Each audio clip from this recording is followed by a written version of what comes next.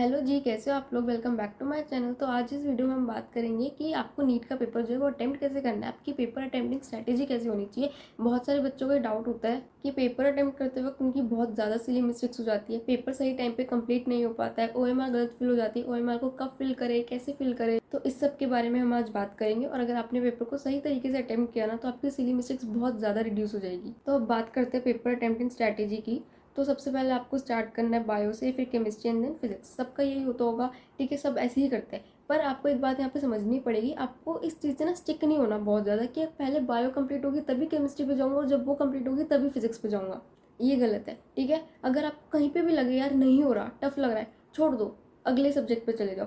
तो इस चीज़ पे ना बहुत ज़्यादा स्टिक मत होना कि यही पैटर्न फॉलो करना है, करो, ठीक है। पेपर आएगा, सबसे पहले बायो करो, केमिस्ट्री करो, फिर फिजिक्स करो। बट अगर कहीं पे भी लगे ना यार टफ लग रहा है, स्विच कर जाओ, ठीक है। स्टिक होना बहुत गलत बात है कि पहले यही सेक्शन कंप्लीट करना है फिर अगले पे जाऊँगा, उससे ना बहुत दिक्कत हो जाती है। जब मेरा फर्स्ट अटैम्प्ट था तब मेरे साथ सेम यही गलती हुई थी। उस टाइम पे मेरे को यही था कि पहले बायो कंप्लीट करूँगी, then chemistry and then physics. तो बायो स्टार्ट करी, नहीं 2022 की बात है, तो बायो टफ थी, 1 घंटा उसी में लग गया। उसके बाद केमिस्ट्री स्टार्ट करी, वो भी लेंथी थी, उसको करने में और टाइम लग गया। और उसको देख कर के यार इतना टाइम जा रहा है, आगे फिजिक्स भी बची है और टफ भी थी, कुछ हो भी नहीं रहे थे क्वेश्चन।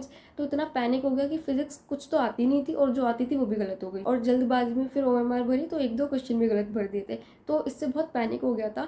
तो इससे बेटर था कि अगर मैं उसी टाइम पे, अगर मुझसे बायो या केमिस्ट्री नहीं हो रही थी, पहले फिजिक्स कर लेती तो फिर उससे मेरा स्कोर इंप्रूव हो सकता था, क्योंकि फिजिक्स ईजी थी। और अगर बिना पैनिक किए करी जाती तो हो सकता था कि शायद कुछ मार्क्स आ जाते और इम्प्रूव हो जाता स्कोर। और फिर ये गलती मैंने नेक्स्ट अटेम्प्ट में नहीं की थी। 2023 के पेपर के टाइम पे भी मैंने पहले बायो से स्टार्ट किया था, बायो कर ली थी क्योंकि बायो कंपैरेटिवली ईजी थी, सिर्फ केमिस्ट्री थोड़ी ज़्यादा हार्ड थी। तो केमिस्ट्री पोर्शन जब मैंने फिर स्टार्ट किया तो एक तो पता नहीं मेरे सेट में शायद स्टार्टिंग के क्वेश्चन ज़्यादा टफ आ गए थे या फिर मुझे नहीं आते थे, क्योंकि मुझसे शुरू का कुछ भी नहीं हो रहा था। मैंने 4-5 क्वेश्चन पढ़े, मुझसे एक भी नहीं हो रहा था सॉल्व।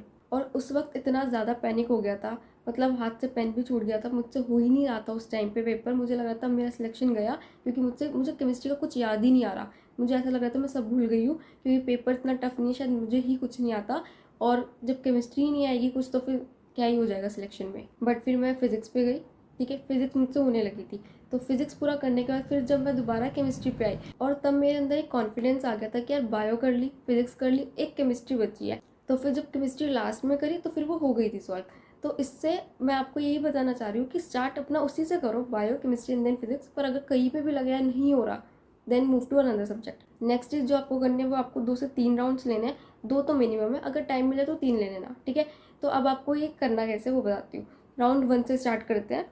तो देखो राउंड 1 में क्या करना है, आपको जितने भी ईजी से मीडियम क्वेश्चन है ना वो सब करना है, ठीक है। आप पेपर स्टार्ट करोगे, जो भी आपको ईजी क्वेश्चन या मीडियम कैटेगरी का क्वेश्चन मिले वो करते जाओ, ठीक है। बायो का करो, केमिस्ट्री का करो, फिजिक्स का करो, और इसमें आपका अप्रॉक्सीमेट टाइम लगना चाहिए 1.5 घंटा, ठीक है। इतने में आपको सारे ईजी से मीडियम क्वेश्चन आपको करने पूरे पेपर के जो आपको आता है। अब इससे फ़ायदा क्या होगा उस पर बात करते हैं। तो देखो सबसे पहले आप वही क्वेश्चन अटेम्प्ट करोगे जिनमें आप 100% श्योर हो। मतलब आपने क्वेश्चन देखा, आपको आता तो आपने किया, नहीं आता तो आगे गए, रुकना नहीं है किसी क्वेश्चन पे। इससे क्या होगा, आपका टाइम वेस्ट नहीं होगा बिल्कुल भी, ठीक है। तो आपका टाइम बहुत ज़्यादा बचेगा, आप फालतू नहीं सोचोगे किसी भी क्वेश्चन के ऊपर। दूसरी बात, नीट में 550 से 600 नंबर का पेपर जो है वो ईजी टू मीडियम ही आता है। तो अगर आपने वो वाला कर लिया ना, मतलब 550 से 600 नंबर का पेपर 1.5 घंटे में, तो आपका कॉन्फिडेंस भी इंक्रीज़ होगा और आपको आइडिया भी लग जाएगा कि पेपर का लेवल कैसा है, ठीक है। तो ये 4 बेनिफिट्स हैं आपके राउंड 1 को करने के बाद। अब इसके बाद आप जाओगे राउंड 2 पे। अब राउंड 2 में आपको क्या करना है, डिफिकल्ट क्वेश्चन करना है, मतलब जो क्वेश्चन आपने छोड़े आप उस पर करोगे। अब आपको एक बात याद रखनी है, जब आप राउंड 1 कर रहे हो तभी आप क्रॉस करते जाओगे उन क्वेश्चन पे जो आपको अटेम्प्ट नहीं करने। जैसे आपको चैप्टर के छोड़ के गए हो और उन चैप्टर के क्वेश्चन आ रहे हो, आपको छोड़ने नीट में, सीधा क्रॉस करते चलोगे ताकि उन क्वेश्चन में आप बार बार पढ़ने में टाइम वेस्ट ना करो, ठीक है। या फिर वो क्वेश्चन जो आप बेशक पढ़ के गए हो चैप्टर पर, आपको ये है कि वो आपको अटेम्प्ट नहीं करना, तो क्रॉस करते चलोगे, ठीक है, ताकि उन क्वेश्चन पर आपको बार बार ना जाना पड़े। राउंड 2 में आपको वही डिफिकल्ट क्वेश्चन करना है जो आपने छोड़े हैं। उसके बाद आपका जो टाइम लिमिट है वो आपका 1 आवर होनी चाहिए, 1 घंटे के अंदर अंदर आपको करना है। उसके बाद आपको ध्यान रखना है कि आपको बहुत ज़्यादा टाइम नहीं देना किसी क्वेश्चन पे, ठीक है। अगर आपने क्वेश्चन पढ़ा, आपको है कि वो आप कर सकते हो, पर आपको एकदम से स्ट्राइक नहीं हो रहा, 3-4 मिनट लग गए, तो आप आगे चल दो, ठीक है। आप राउंड 3 ले लेना बेशक, पर अभी मत रुको उतना। एक बार आप राउंड 2 में भी आपको वैसे ही करना है, सारे क्वेश्चन को एक बार आंखों से निकालना है, कोशिश करना है। ऐसा नहीं कि कुछ क्वेश्चन पे आप ट्राई नहीं कर पाए और आपका टाइम पूरा हो गया। ट्राई करो, हो रहा है तो करो, बहुत कोशिश कर ली नहीं समझ में आ रहा आगे चलो, ठीक है। ऐसे करने के बाद एक बार जब पूरा राउंड 2 हो गया आपका, फिर उसके बाद आपके पास टाइम बचे तो आप राउंड 3 में उन क्वेश्चन में टाइम देना जो आपके रहते हैं। जब मैं पेपर कर रही थी तब मैंने 3 राउंड्स में पेपर किया था। मैंने पहले राउंड 1 लिया, फिर राउंड 2 लिया, उसके बाद मेरा सब कुछ हो गया था, मतलब OMR भी भर दी थी, क्वेश्चन पेपर भी हो गया था। वही क्वेश्चन बचे थे जो मेरे को छोड़ने थे, मतलब वो मेरे को अटेम्प्ट ही नहीं करने थे, पर मेरे पास 10-15 मिनट बच गए थे। तो फिर मैंने सोचा टाइम बचा ही तो एक बार ट्राई कर लेते हैं। तो फिर मैंने फिर से उन पर दिमाग लगाने लगी, ट्राई किया। तो फिर एंड में मतलब 10 या 15 मिनट बचे होंगे तो वो हो नहीं रहे थे, पर एकदम एंड में 1 या 2 मिनट जब रहते थे तब मेरे से होने लगे थे, ठीक है। 2-3 क्वेश्चन मैंने जस्ट एंड के 1 या 2 मिनट के अंदर किए हैं और फिर मैंने जल्दी जल्दी उनकी OMR भरी है। तो एकदम से ऐसे रुको मत, ठीक है। पहले अपना राउंड 1 करो, राउंड 2 करो, टाइम बचे तो फिर राउंड 3 भी कर लेना, पर पहले मत रुको किसी क्वेश्चन पे। तो इस तरह आपको पेपर अटेम्प्ट करना है। अब बात करते हैं कि आपको OMR फिलिंग कैसे करनी है, ठीक है। तो OMR फिलिंग के लिए 4 तरीके हैं जो यूजुअली बच्चे फॉलो करते हैं। पहला, या तो पहले पूरा पेपर करेंगे उसके बाद एंड में OMR भरेंगे। दूसरा, साइमल्टेनियसली एक क्वेश्चन करा उसकी OMR भरा। तीसरा, सेक्शन वाइज, पहले जैसे जूलॉजी कर लिया तो उसका भर दिया, बॉटनी कर लिया तो उसकी भर दी, फिजिक्स कर दी तो उसकी, केमिस्ट्री कर दी तो उसकी। एंड फोर्थ, राउंड वाइज, ठीक है। पहले राउंड 1 करा तो उसकी OMR भरी, राउंड 2 करा फिर उसकी भरी, राउंड 3 करा उसकी भरी। तो इन 4 तरीकों में से first and second I will not prefer you to follow, क्योंकि देखो फर्स्ट वाला जो तरीका है कि एकदम लास्ट में OMR भरना, इसमें क्या होता है, मान लो ये मैंने फर्स्ट अटेम्प्ट में किया था अपने, ठीक है। मैंने पहले पूरा पेपर किया था, फिर मैं लास्ट में OMR भर रही थी जाकर, तो टाइम कम बचता है, पैनिक हो जाता है कि 10 या 15 मिनट बचा, आपने मतलब क्वेश्चन कर लिया पूरा पेपर पे सॉल्व, पर अल्टीमेटली चेक तो आपकी OMR होगी ना। और वही अगर आपने नहीं भरी पूरी, या फिर आपकी रह गई, या फिर गलत भर दी, तो फिर उस करने का क्या फ़ायदा उस पेपर पे जब आपके मार्क्स ही नहीं आ रहे। तो जो चीज़ चेक होनी है वो आपकी सही होनी चाहिए, ठीक है। तो एकदम एंड में भरोगे, टाइम कम मिला है, बाई चांस पेपर लेंथी हो गया, तो फिर पैनिक हो जाएगा। तो वो पैनिक सिचुएशन ना क्रिएट हो, इसलिए फर्स्ट वाले पे मत जाना।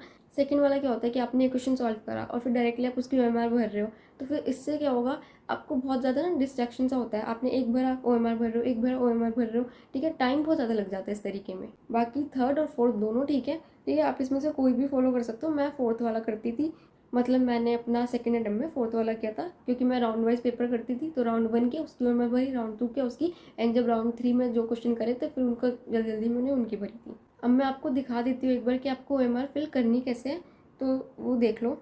ये OMR है आपकी, और ये आपके 4 सेक्शन है, ठीक है। फिजिक्स, केमिस्ट्री, बॉटनी, जूलॉजी, ठीक है। अब आपको भरनी कैसे है, मान लो मैं 4 भर के दिखा रही हूँ। आपने पेपर सॉल्व किया तो 4-4 के गैप में करना, ठीक है। मतलब एक साथ 4 लिख के चलना, आंसर क्या है। मान लो आपने देखा 1 2 1 4, ये आंसर है। तो 1 2 1 4 आपको भरना है फिजिक्स वाले सेक्शन में। फिजिक्स वाला भरना स्टार्ट किया तो उसमें 1 2 3 4 का आंसर है 1 2 1 4।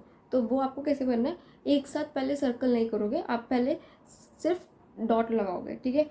1 2 1 4, ठीक है। इस तरह से आपको करना है, जस्ट डॉट, ठीक है। इस तरह पूरे भर दोगे OMR, ठीक है, राउंड वाइज जितने भी आपके हैं। फिर उसके बाद आप चेक करोगे दोबारा, ठीक है। मान लो फिजिक्स है, फिजिक्स में आपने दोबारा चेक करना है कि 1 2 3 4 का आंसर क्या है, 1 2 1 4, और आप यहाँ से चेक करोगे कि आपने 1 2 1 4 ही लिखा है।